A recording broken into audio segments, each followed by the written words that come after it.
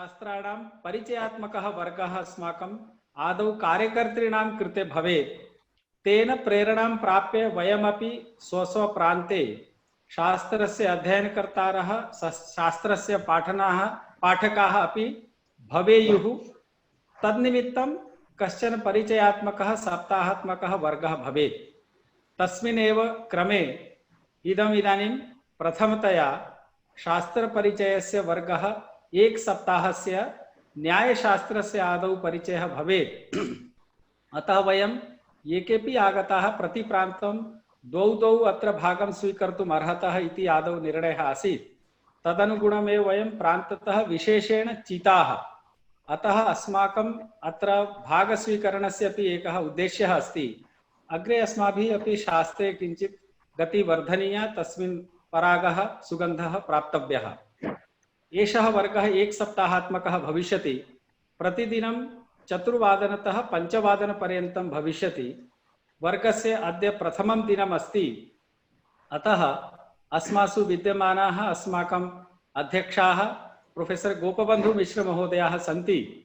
तान् अहं विशेषेण प्रार्थये यत् एतस्य वर्गस्य शुभारम्भकाले शुभकामना दिशि कतिचन प्रेरणावाक्यानि उक्त्वा एतस्य कार्यक्रमस्य वर्गस्य शुभारम्भं कुर्वन्तु इति सादरम्। बान्धवाः, ज्येष्ठाः वयोज्येष्ठाः कार्यकर्तारः तथा च पदाधिकारिणः तथा च न्यायशास्त्रवित् मान्यः डॉक्टर विश्वनाथ हिताल महोदयः यः अस्मान् उपदेक्ष्यति शास्त्रं न्यायशास्त्रं, सर्वेभ्यः नमो नमः। सर्वेषां स्वागतम् अस्मिन् विशिष्टसत्रे। तेषां सर्वेषाम् अभिनन्दनम्। इदानीं यावत् यथा वयं जानीमः, मुखभाषा भूत्वा केवलं न स्यात्, हृदयस्य भाषा अस्माकं मूलभाषा, मूलचिन्तनस्य भाषा भवेत्। मूलचिन्तनं नाम यः अस्मान् उपदिशति, यः प्रसङ्गः, तदेव अस्माकं मूलम्। इदानीं मूलं किं? तदेव शास्त्रम् इति उच्यते। शास्त्रं किञ्च प्रयोगः अथवा काव्यम् इति द्विविधं कथयितुं शक्यते। महोदयाः, शास्त्रविषये महर्षिः पतञ्जलिः शास्त्राणां किं कार्यम् इति विषये शब्दप्रयोगकाले यदि शब्दाः प्रयुज्यन्ते सर्वैः जनैः अर्थम् उद्दिश्य अर्थाः अपि भवन्ति, शब्दाः अपि भवन्ति, तर्हि शास्त्रस्य किं प्रयोजनं? शास्त्रं किं कुरुते इति प्रश्नम् उत्थाप्य तेन एव उत्तरं दत्तं, लोकतः अर्थप्रयुक्ते शब्दप्रयोगे शास्त्रेण धर्मनियमः।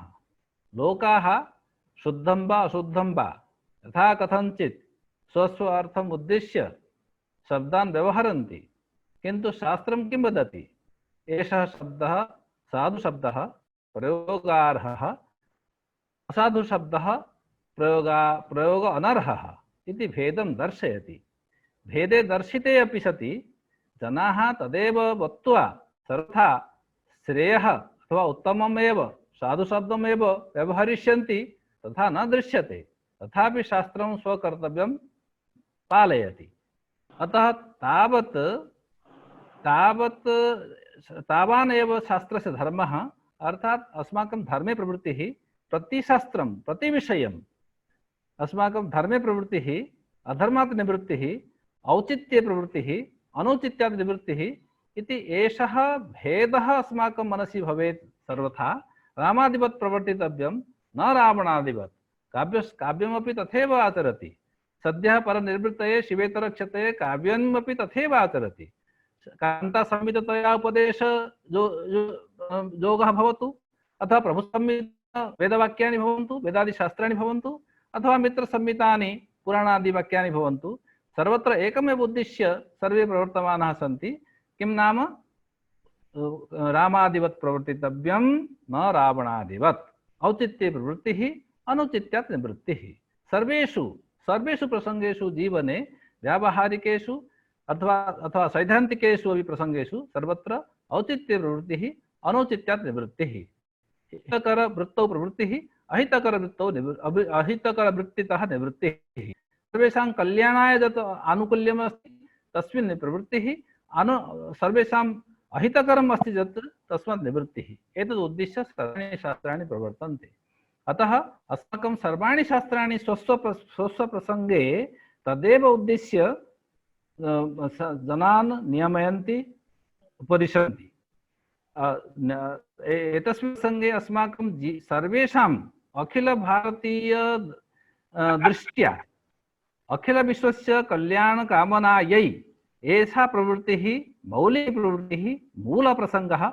अतः मूलप्रसङ्गः अस्माभिः ग्रहणीयः, स्वीकरणीयः, अभ्यसनीयः, अग्रे स्थापनीयः, अग्रे विश्वस्य सर्वेषां पुरतः दर्शनीयः अपि प्रसङ्गः अस्ति। अतः मूलम् अस्माकं शास्त्रं, केवलं भाषात्रम् अस्माकं मूलम् इति न। अतः शास्त्ररक्षणं यावत् सम्भाषणम् आदिमं सोपानं चेत् शास्त्ररक्षणम् आजीवनं तानि सोपानानि।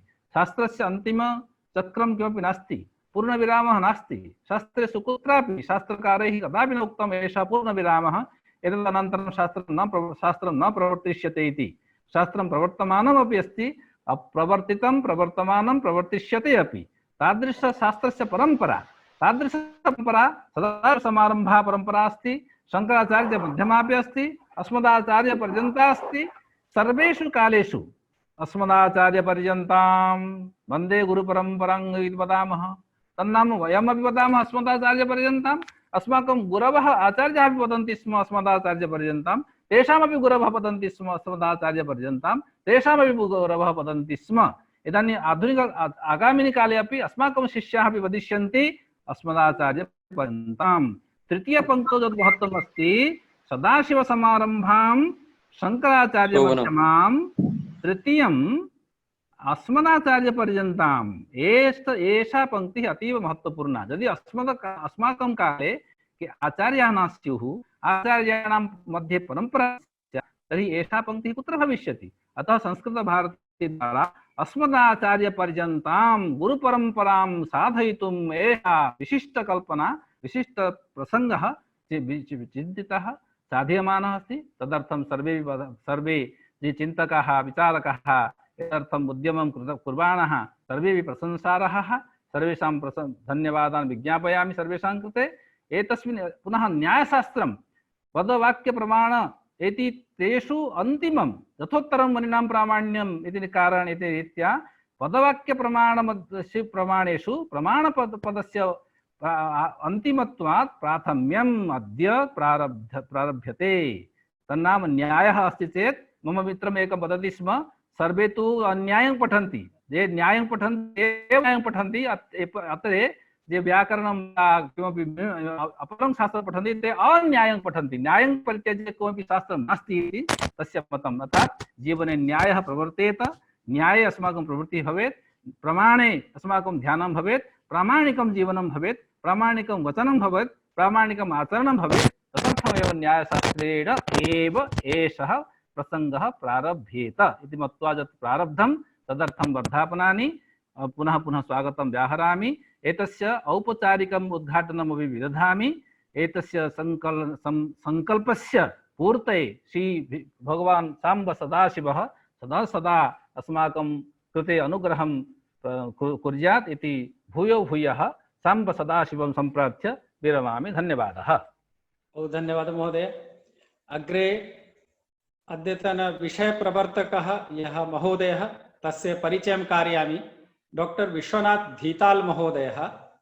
महोदयेन काश्यामेव गुरोः सकाशे बहु श्रमसाध्यं न्यायशास्त्रस्य अध्ययनं विधाय तस्मिन् शास्त्रे गभीरम् अध्ययनं कृत्वा बहूनि पुस्तकानि अपि महोदयेन लिखितानि। इदानीमपि गुरोः सकाशे उपविश्य अध्ययनं कुर्वन्ति।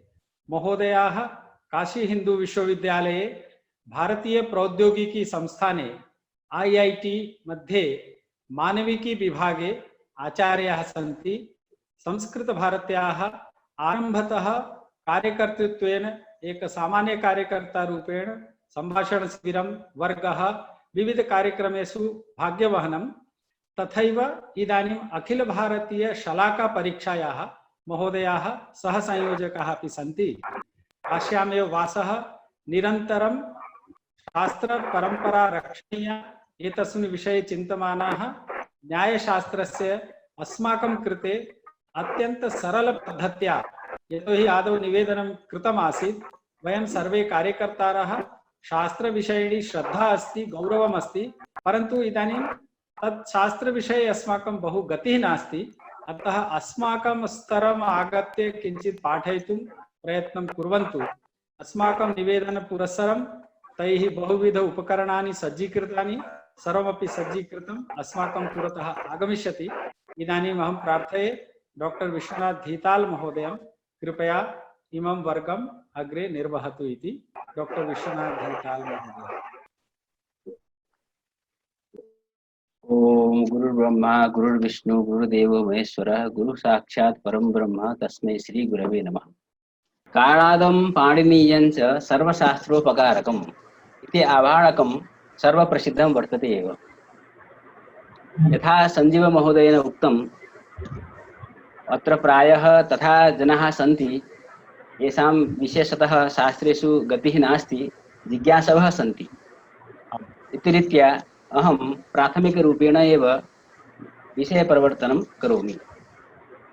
तर्हि प्रथमतः अत्र यतोहि न्यायशास्त्रं दर्शनशास्त्रं दर्शनेषु अन्तर्भूतमिदं शास्त्रं वर्तते। अतः कानि तत्र दर्शनशब्दस्य को अर्थः इति प्रथमं विवेचयामि। तत्पूर्वं यत् उपरि लिखितमस्ति काणादं पाणिनीयं च सर्वशास्त्रोपकारकम् अत्र काणादं कणादेन प्रोक्तं काणादं तर्हि काणादम् इत्यनेन वैशेषिकशास्त्रम् इति आगच्छति प्रथमतः किन्तु अत्र वैशेषिकदर्शनपदेन न्यायशास्त्रस्यापि गणना करणीया भवति। तत् कथम् इति वयं पश्चात् स्वयमेव ज्ञास्यामः। पुनश्च पाणिनीयं व्याकरणं शास्त्रं तर्हि व्याकरणशास्त्रस्य न्यायशास्त्रस्य च सर्वशास्त्रोपकारकत्वम् अस्ति। यतोहि व्याकरणशास्त्रं विना वयं पदमेव न जानीमः पदस्य व्युत्पत्तिः पदस्य रचना कथं भवति तस्य साधुत्वम् असाधुत्वं वा वयं न जानीमः। यथा इदानीमेव आचार्यैः गोपबन्धुमिश्रमहोदयैः व्याख्यातं तथैव न्यायशास्त्रम् अर्थशास्त्रं वर्तते। अर्थस्य पदार्थस्य चिन्तनं करोति। अतः यदा वयं पदं जानीमः तदनन्तरं तस्य गभीरचिन्तनार्थं पदार्थानां विवेचना यदा करणीया भवति तदा न्यायशास्त्रस्य तत्र विशेषतः उपयोगिता भविष्यति। अस्तु, न्यायशास्त्रस्य वैशिष्ट्यं किम् इति पुनः अहम् अग्रे वक्ष्यामि। इदानीं सामान्यतः दर्शनविषये पूर्वं किञ्चित् उपस्थापयामि। दर्शनशब्दम् अत्र अस्ति दृश्यते अनेन इति दर्शनम्। दृश् धातुः अस्ति। दृश् धातोः अत्र करणे गय प्रत्ययः क्रियते दृश्यते अनेन इति दर्शनम्। यद्यपि दर्शनशब्दे केवलं करणव्युत्पत्तिः एव भवति इति नास्ति किन्तु अत्र दर्शनशास्त्रमिति अस्माकं विवक्षा वर्तते। तर्हि केन दृश्यते? सामान्यतः वयम् इन्द्रियद्वारा पश्यामः, चक्षुरिन्द्रियेण पश्यामः, चक्षुः द्वारा दृश्यते। किन्तु अत्र दर्शनम् इन्द्रियजन्यं दर्शनं न ग्राह्यं। तदर्थं शास्त्रस्य अपेक्षा वस्तुतः नास्ति। इन्द्रियद्वारा येषां वस्तूनां ज्ञानं वयं कर्तुं शक्नुमः तदर्थं शास्त्रस्य आवश्यकता नास्ति। तर्हि यस्य दर्शनार्थं शास्त्रं रचितं येन शास्त्रेण किं दृश्यते? तर्हि तत्र श्रीमान् गंगेश उपाध्यायः स्वकीय चिंतामणि ग्रंथे लिखति अथ जगदेव दुःखपंक निमग्नम् उद्दिदीर्षुः अष्टादश विद्यास्थानेषु अभ्यर्थिततमाम् अन्विच्छिक्किं परमकारुणिको मुनि प्रणिनाय। तस्य तात्पर्यं जगदेव दुःखपंक निमग्नं वर्तते। दुःखपंक निमग्नं जगत् उद्दिदीर्षुः। महर्षि यदा पश्यति जनाः दुःखिनः सन्ति, दुःखपंके निमग्नाः सन्ति, तेषां जनानाम् उद्धारः कथं भवेत् इति दृष्ट्या शास्त्रं रचयति, शास्त्रस्य निर्माणं करोति। तर्हि जगत् उद्धारः कथं भविष्यति? शास्त्रेण तत् किं कार्यं क्रियते? तर्हि स्वयम् अग्रे वयं तस्य सूत्रस्य विवेचनं करिष्यामः। तत्त्वज्ञानात् निःश्रेयसादिगमः इति सूत्रकारः वदिष्यति। तत्त्वज्ञानं तत्र अपेक्षितम्। तत्त्वज्ञानं नाम यथार्थज्ञानं। कस्य यथार्थज्ञानं? वस्तुतः आत्मनः एव यथार्थज्ञानं, स्वात्मनः एव यथार्थज्ञानम्। अतः अत्र येन शास्त्रेण आत्मस्वरूपस्य यथार्थज्ञानं भवति तत् शास्त्रं दर्शनशास्त्रं दृश्यते। अनेन अनेन आत्मस्वरूपं दृश्यते। तत् शास्त्रं दर्शनशास्त्रम् इति सामान्यतः वयं वक्तुं शक्नुमः।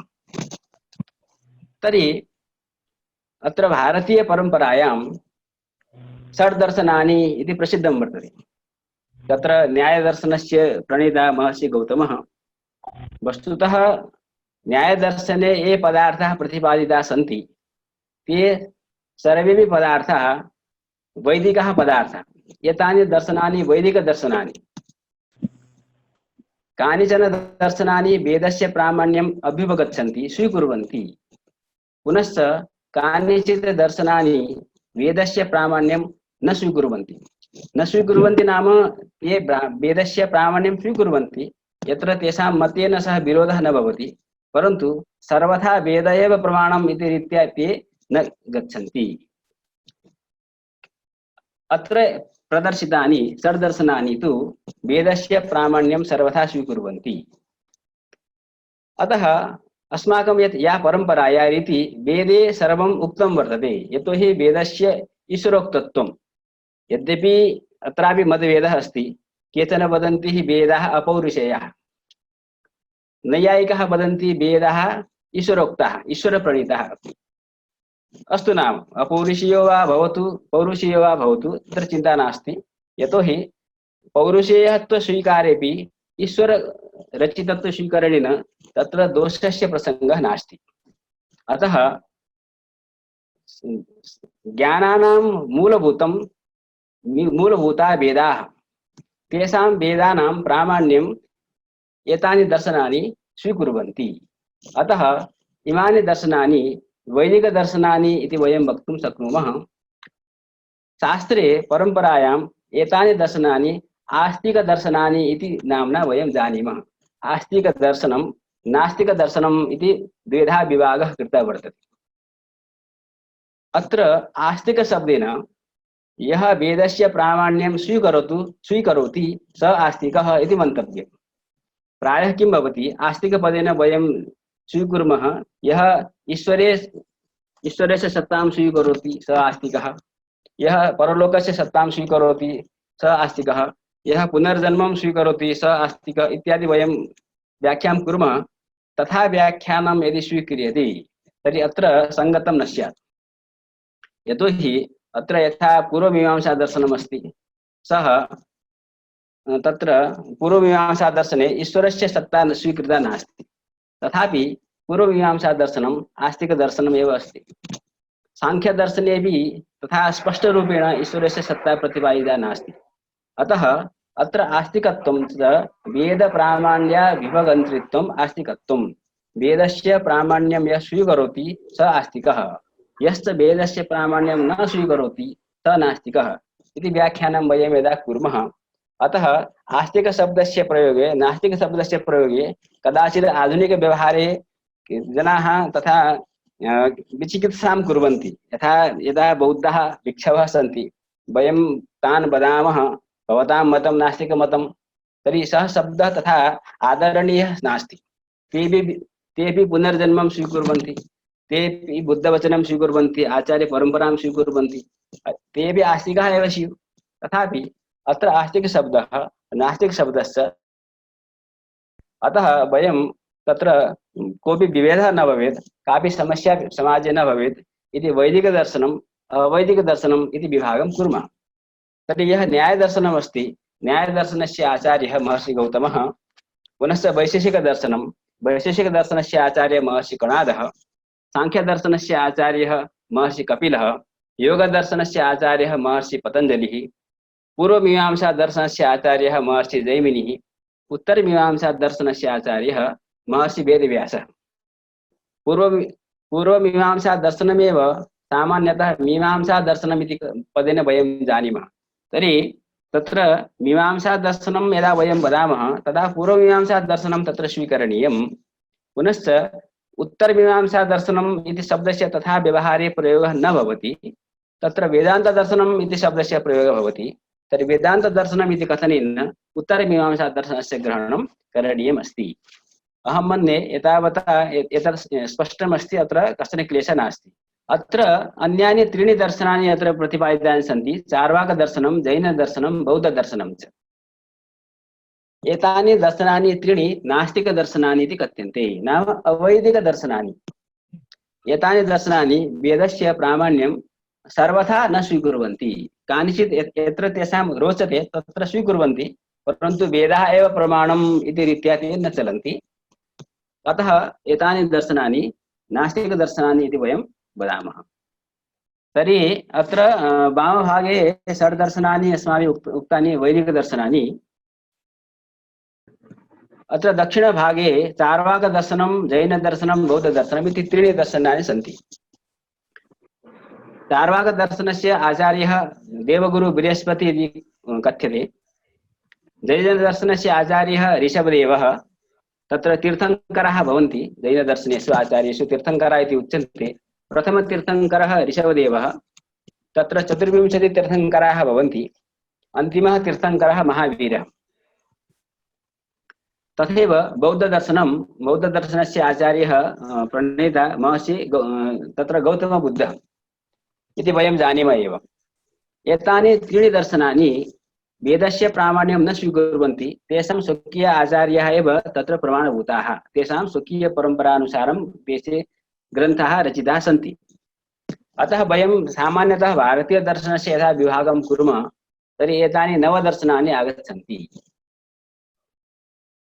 तत्र किन्तु अत्र प्रायः जनानां प्रश्नः भवति, अत्र भवितुं शक्नोति, दर्शनानि तु षट् इति प्रसिद्धं वर्तते, षड् दर्शनानि इति। तर्हि भवता अत्र नवदर्शनानि कथम् उक्तानि, अयं प्रश्नः स्यात्। तर्हि तत्र किं कुर्मः, तत्र मार्गद्वयं वर्तते। एकः मार्गः षड् दर्शनम् इति कथनेन केवलं वैदिकदर्शनानां गणना क्रियते, तर्हि षड् दर्शनं, तर्हि तत्र षड् दर्शनानि सन्ति एव। अपरः मार्गः षड् दर्शनम् इति शब्देन नवानामपि ग्रहणं वयं कर्तुं शक्नुमः। तत् कथम् इति चेत् तत्र न्यायवैशेषिकम् इति एकं दर्शनं, तत्र न्यायदर्शनस्य वैशेषिकदर्शनस्य च समानतन्त्रता अस्ति, नाम तत्र परस्परं महान् भेदः नास्ति, एकमत्यं बहुत्र अस्ति। अतः न्यायदर्शनं वैशेषिकदर्शनं च एकं न्यायवैशेषिकदर्शनं। सांख्ययोगदर्शनं, सांख्यदर्शने योगदर्शनेपि तथा महान् भेदः नास्ति, तत्र पञ्चविंशति तत्त्वानि पुनश्च तत्र षड्विंशति तत्त्वानि ईश्वरस्य एकः भेदः। अतः सांख्ययोगदर्शनम् इति एकं द्वितीयं, पुनश्च मीमांसादर्शनम् इति तृतीयम्। एवं रीत्या वैदिकदर्शनानि त्रीणि पुनश्च अवैदिकदर्शनानि त्रीणि इति कृत्वा षड्दर्शनम् इति पदेन वयं एतेषां सर्वेषां नवानाम् अपि दर्शनानां ग्रहणं कर्तुं शक्नुमः एव। अहं मन्ये अत्र इदानीं स्पष्टता अस्ति, सन्देहः नास्ति। तर्हि अहम् इदानीम् अग्रे गच्छामि। अहम् आगच्छामि न्यायदर्शने। तर्हि न्यायशब्दस्य व्युत्पत्तिः कथं भवति, न्यायशब्दः कथं निष्पद्यते? तर्हि नीपूर्वकात् इर् धातुः, अस्य इर्गतो धातुः अस्ति। तस्य अर्थः कः इति चेत् वाचस्पतिमिश्रेण स्वकीय तात्पर्य टीकायां लिखितम् अस्ति, नीयते प्राप्यते विवक्षितार्थ सिद्धिः अनेन स न्याय। येन शास्त्रेण विवक्षितस्य अर्थस्य सिद्धिर्भवति। नीयते नाम प्राप्यते, गत्यर्थकाय धातवः गतिज्ञानं गतिप्राप्ति इति अनेके अर्थाः भवन्ति। अत्र प्राप्तिः, कस्य प्राप्तिः? विवक्षितस्य अर्थस्य प्राप्तिः। तर्हि विवक्षितः अर्थः कः? तर्हि सामान्यतः वयं वक्तुं शक्नुमः, विवक्षित अस्माकं सर्वेषां मनुष्याणां विवक्षितः अर्थस्तु सुखं, सर्वे सुखम् इच्छन्ति। तर्हि सुखं तु तत्त्वज्ञानेन प्राप्यते, मोक्षरूपं सुखं सर्वे इच्छन्ति। अतः विवक्षितस्य अर्थस्य मोक्षस्य परमसुखस्य परमानन्दस्य प्राप्तिः अनेन भवति सः न्यायः इति उच्यते। तर्हि न्यायशास्त्राध्ययनेन वयं तत्त्वज्ञानं प्राप्तुं शक्नुमः, मोक्षस्य अधिगमः कर्तुं शक्यते। कथम् इति अग्रे वदिष्यामि। अथवा सामान्यतः न्यायः इति न्यायशब्दस्य न्यायशास्त्रस्य अपरं नाम भवति तर्कशास्त्रं। वयं तर्कं कुर्मः, अनुमानं कुर्मः। पर्वते धूमं दृष्ट्वा बन्नेः अनुमानं क्रियते। पर्वते धूमः अस्ति, अतः बन्नी अपि अस्ति। तत्र पञ्चावयववाक्यानां प्रयोगः भवति। पर्वतो वह्निमान् धूमात्। यदि अवसरः समयः भविष्यति तर्हि अहम् अनुमानस्य विषये पश्चात् वदिष्यामि। तर्हि तत्र अनुमानक्रमे यः विवक्षितः अर्थः पर्वते बह्नि, अर्थात् अस्माकं यः साध्यः, यं वयं यस्य सिद्धिं कर्तुं वयम् इच्छामः स एव साध्यः, तस्य सिद्धिः अनेन भवति, स न्यायः इति तत्र वाचस्पतिमिश्रेण न्यायशब्दस्य अर्थः प्रतिपादितः वर्तते। पुनश्च यः भाष्यकारः न्यायभाष्यकारः अस्ति सः वदति प्रमाणैः अर्थपरीक्षणं न्यायः। आचार्यैः प्रथमतः एव उक्तं पदवाक्यप्रमाण इति। तत्र इदं प्रमाणशास्त्रं, न्यायशास्त्रं प्रमाणशास्त्रम्। अग्रे वयं यदा पदार्थविभागं द्रक्ष्यामः तदा न्यायशास्त्रस्य तत्र न्यायशास्त्रे 16 पदार्थाः, प्रथमः पदार्थः प्रमाणम्। तर्हि प्रमाणैः अर्थपरीक्षणं न्यायः। यस्मिन् शास्त्रे तत्र अर्थपरीक्षणं प्रमाणद्वारा भवति तत् शास्त्रं न्यायशास्त्रमिति वयं जानीमः इति भाष्यकारः वदति। अत्र प्रमाणस्य अत्यन्तं महत्त्वं वर्तते, अत एव न्यायशास्त्रस्य अपरं नाम प्रमाणशास्त्रमिति। अस्य अपरं नाम अस्ति आन्वीक्षिकी। आन्वीक्षिकी इत्यपि न्यायशास्त्रस्य अपरं नाम। तत् कथं न्यायशास्त्रस्य अपरं नाम आन्वीक्षिकी? तर्हि अनु ईक्षणम् अन्वीक्ष्य, अनु पश्चात् ईक्षणं, प्रत्यक्ष अनु पश्चात्, कस्य पश्चात्? प्रत्यक्षस्य पश्चात्, प्रत्यक्षानन्तरं यस्य ईक्षणं क्रियते। यथा तच्च अनुमानम्। अनुमानं कथं भवति? वयं पर्वते धूमं दृष्ट्वा बन्नेः अनुमानं कुर्मः। तर्हि धूमस्य दर्शनम् अपेक्षितं। धूमस्य प्रत्यक्षं विना बन्नेः अनुमानं कर्तुं नैव शक्यते। तर्हि अनुमानार्थं कस्यापि साध्यस्य अनुमानार्थं हेतोः प्रत्यक्षम् अपेक्षितं। प्रत्यक्षं कदाचित् शब्दप्रमाणं वा अपेक्षितं, प्रमाणान्तरेण हेतोः ज्ञानम् अपेक्षितम्। अतः अनुमानं सर्वदैव प्रत्यक्षादीनाम् अनु पश्चात् भवति। अतः अनु पश्चात् प्रत्यक्षादि अनन्तरं यस्य ईक्षणं क्रियते तत् अन्वीक्ष्य अनुमानं तया प्रवर्तते यत् शास्त्रं, तया अनुमानेन यस्य शास्त्रस्य प्रवृत्तिर्वर्तते। न्यायशास्त्रे किमस्ति? अनुमानस्य प्राधान्यं वर्तते। तत्र एके तथा आचार्याः सन्ति, तैः कदाचित् उक्तं यथा रामायणे हनुमतः यथा महात्म्यं वर्तते, हनुमान् इत्यस्य रामायणे यथा महत्त्वं वर्तते, तथैव न्यायशास्त्रे अनुमानं, रामायणे यथा हनुमान्, न्याये तथैव अनुमान् इति तथा वदन्ति स्म। अतः अनुमानस्य अत्र अत्यन्तं महत्त्वं वर्तते, यतोहि अनुमानमेव तर्कशास्त्रमस्ति। अतः तर्क, इंडियन लॉजिक इत्यनेन तर्कशास्त्रम् इति पदेनापि न्यायशास्त्रस्य एव परिगणना भवति। अतः अत्र अनुमानं प्रमुखं वर्तते। यद्यपि 4 प्रमाणानि न्यायशास्त्रे स्वीकृतानि सन्ति, तथापि 4 प्रमाणेषु अनुमानस्य अत्यन्तं महत्त्वं वर्तते। अतः तया अनुमानेन प्रवर्तते यत् शास्त्रं तत् न्यायशास्त्रम्। अतः न्यायशास्त्रस्य प्रमाणशास्त्रं, तर्कशास्त्रम्, अन्वीक्षिकी इति नामान्तराणि सन्ति। इदानीं किमर्थं न्यायशास्त्रस्य कः उपयोगः, किमर्थं पठ्यते? तर्हि एकः श्लोकः कस्मिंश्चित् ग्रन्थे लिखितः प्रसिद्धः वर्तते। अहं तत् श्लोकं पठामि, भवन्तः पश्यन्तु। मोहं रुणद्धि विमलीकुरुते च बुद्धिं श्रुतेत संस्कृतपदव्यवहारशक्तिं शास्त्रान्तरा व्यसनयोग्यतया युनक्ति तर्कश्रमो न कुरुते कमिहोपकारम्। तर्कश्रमः, अत्र कर्ता अस्ति तर्कश्रम इति अस्मिन् श्लोके। इह कमिहोपकारं, कम इह उपकारं न कुरुते। चतुर्थपदे इह कम उपकारं न कुरुते, तर्कश्रमः। तर्कशास्त्रे यदि कश्चन श्रमं करोति तर्कशास्त्रे विहितः श्रमः कम उपकारं न कुरुते। तर्हि कम न कुरुते अर्थात सर्वं कुरुते। तर्हि सर्वं किं? तर्हि अग्रे लिखितमस्ति प्रथमे मोहं रुणद्धि।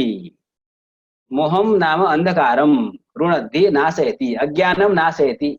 वयं यदा तत्त्वज्ञानं कुर्मः तदा अज्ञानस्य नाशः भवति। मोहं रुणद्धि।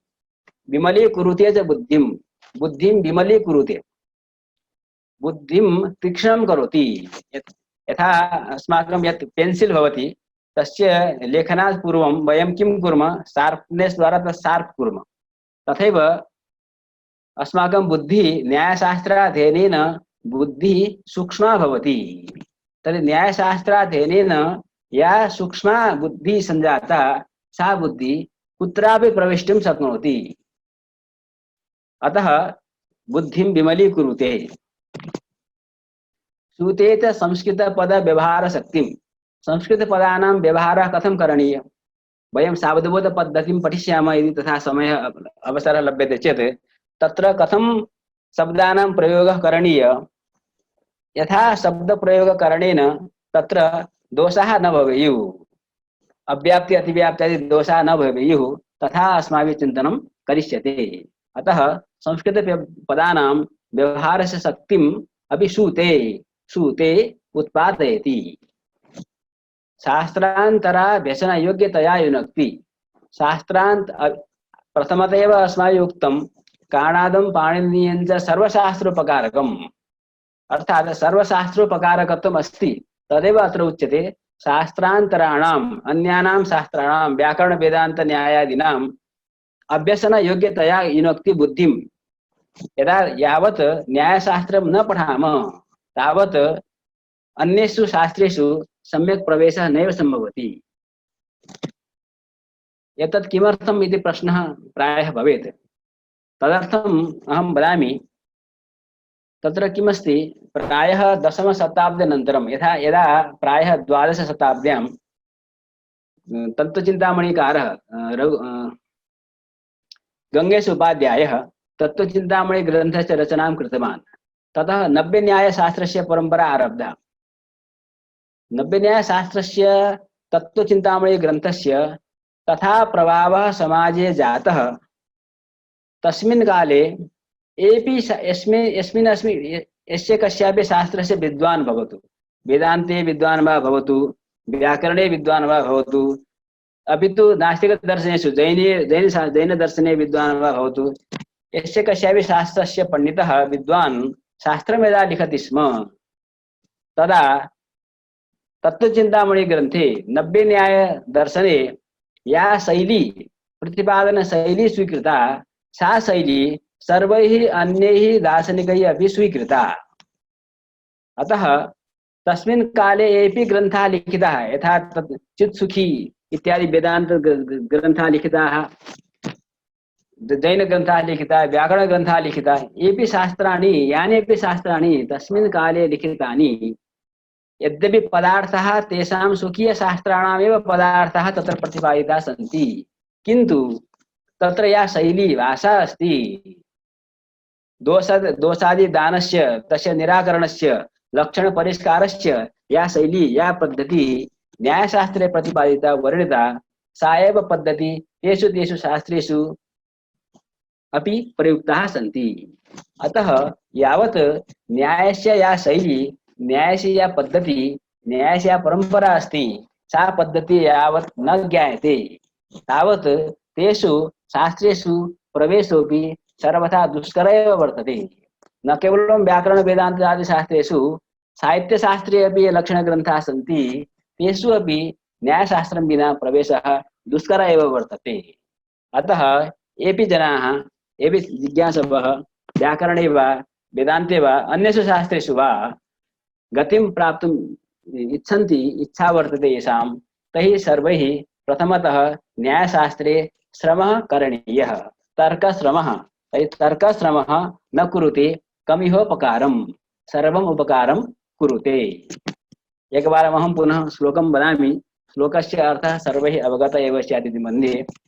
मोहं रुणद्धि विमलीकुरुते च बुद्धिं श्रुते च संस्कृतपदव्यवहारशक्तिं शास्त्रान्तरा व्यसनयोग्यतया युनक्ति तर्कश्रमो न कुरुते कमिहोपकारम्। इदानीं किञ्चित् सामान्यतः न्यायदर्शनस्य परिचयं परम्परां वदामि। न्यायशब्दस्य व्युत्पत्तिः अस्माभिः प्रतिपादिता, तस्य सामान्यतः किं महत्त्वम् इति ज्ञातं। न्यायदर्शनस्य यः सूत्रमस्ति, सूत्रग्रन्थः महर्षि गौतमेन विरचितः न्यायसूत्रं। तर्हि वयं न्यायदर्शनम् इति शब्देन स एव न्यायग्रन्थः अस्माभिः ज्ञायते। महर्षि गौतमः न्यायसूत्रं रचितवान्। तर्हि गौतमस्य अनन्तरं वात्स्यायनः भाष्यं रचितवान्। सूत्रोपरि टीका लिखिता, भाष्यं न्यायभाष्यं वात्स्यायनेन। तस्य अनन्तरं तत्र वस्तुतः किम् आसीत्, बौद्धैः सह न्यायस्य महान् कालपर्यन्तं संघर्षः तथा जातः परम्परायाम्। अतः ये विषयाः नैयायिकैः प्रतिपादिताः, तत्र बौद्धाचार्यैः अपि तत्र खण्डनाय शास्त्रार्थः तत्र जातः, शास्त्राणि रचितानि। अतः पुनः तस्य उद्धारार्थं, तस्य दोषाणां निराकरणार्थं टीका अपेक्षिता। पुनः तेषामपि खण्डन, एवं खण्डनमण्डन परम्परा सहस्रवर्षपर्यन्तं प्रायः इयं परम्परा जाता। अतः एव इयं सुदीर्घा परम्परा वर्तते। महर्षि गौतमेन सूत्रं लिखितं, सूत्रानन्तरं तत्र वात्स्यायनेन भाष्यं लिखितं, न्यायभाष्यं। भाष्योपरि न्यायवार्तिकम् इति उद्योतकर भारद्वाजस्य, अस्य अत्र मतभेदः अस्ति, उद्योतकर नाम वा भारद्वाज वा नाम वा उपाधि वा इति। अतः वयम् उद्योतकर भारद्वाज इति वदामः। वार्तिकम् इति वार्तिकग्रन्थः लिखितः भाष्योपरि।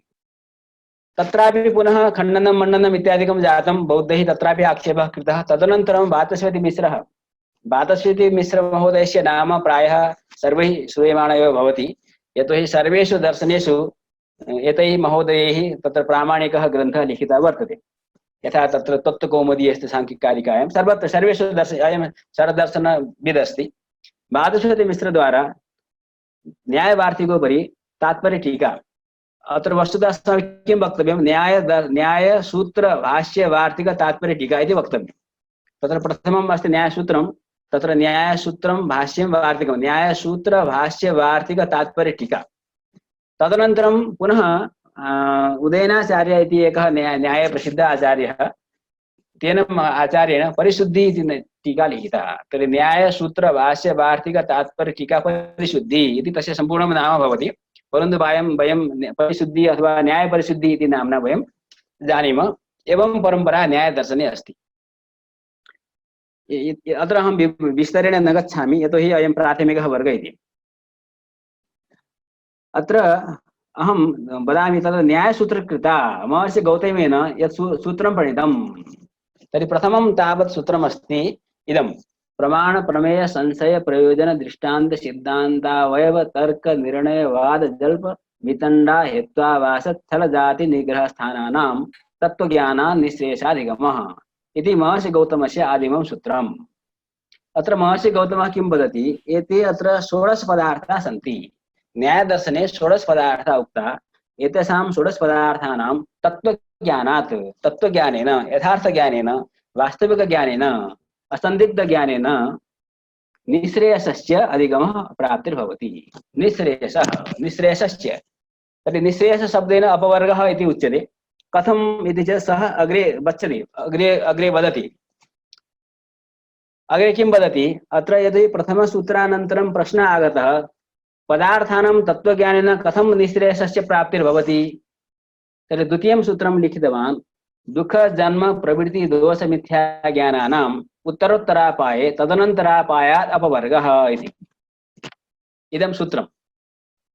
अपवर्गः इति शब्दस्य अत्र प्रयोगः कृतः वर्तते। अपवर्गः शब्दस्य को अर्थः इति प्रश्ने सामान्यतः वयं वदामः, अपवर्गः नाम निःश्रेयसं, मोक्षः, मुक्तिः इति। भारतीयदर्शनेषु इति परिचितः शब्दः, मोक्षः, मुक्तिः, अपवर्गः, निःश्रेयसं, फलप्राप्ति इति। फल नाम सः यत् फलं, यस्य फलस्य प्राप्त्यनन्तरम् अपरं नावशिष्यते, चरमफलप्राप्तिः। परन्तु अत्र अस्य अपवर्गशब्दस्य एकः अपरः मधुरः अर्थः वर्तते।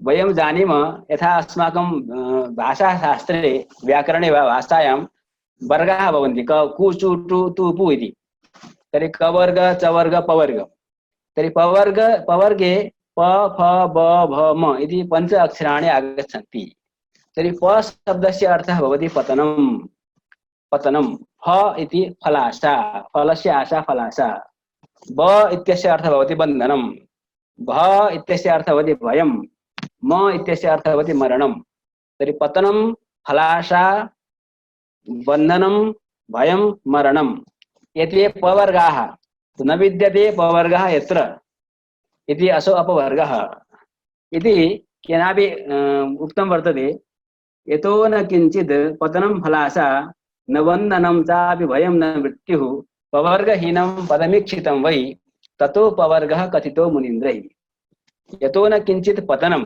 यतः पतनं नास्ति फलाशा नास्ति बन्धनं नास्ति भयं नास्ति मृत्युः अपि नास्ति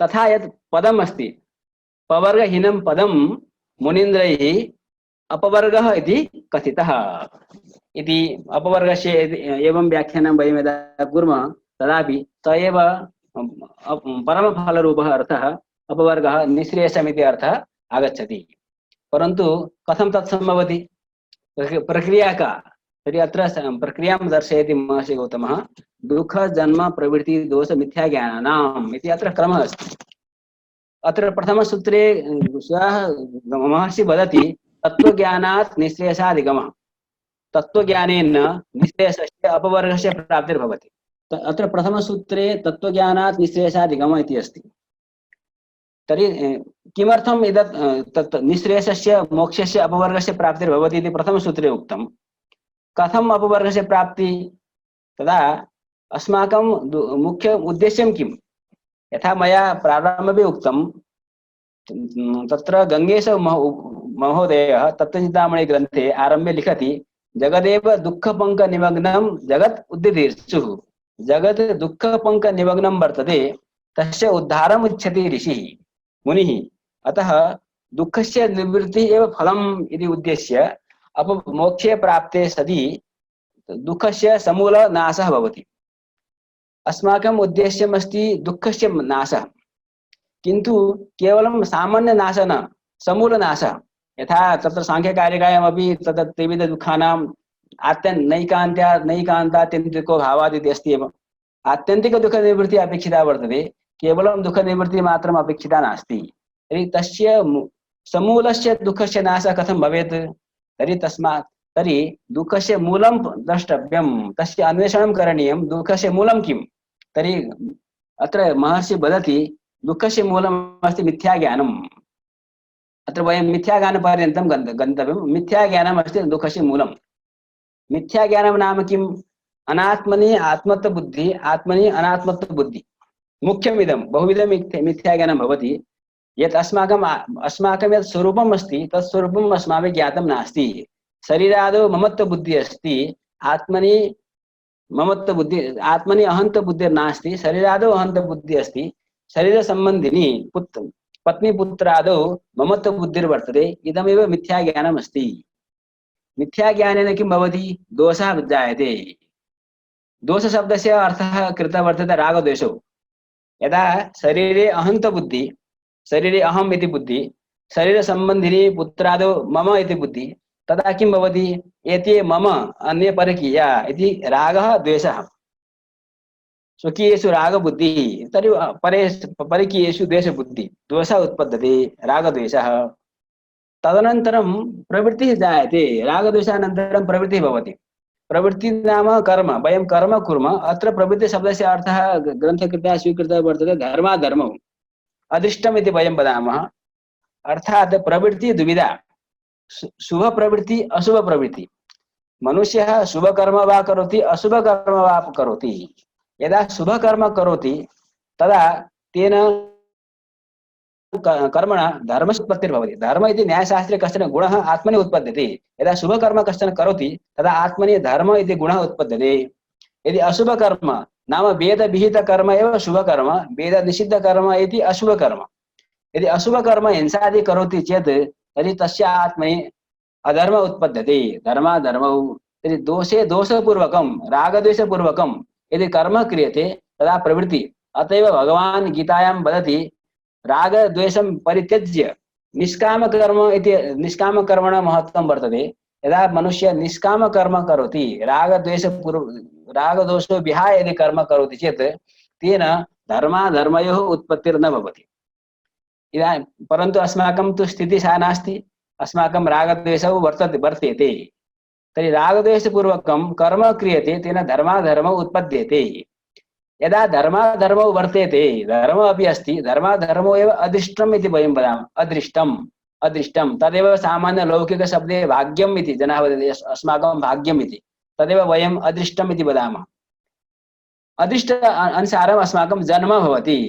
यथा अस्माकं पूर्वजन्मनि कृतं कर्म अस्माकं धर्माधर्मो यथा अस्माकम् अदृष्टं यथा वर्तते तदनुसारेण जन्म भवति। मनुष्यशरीरे जन्म वा पशुआदि शरीरे वा तत्र जन्म भवति अर्थात शरीरम् अस्माभिः लब्धं।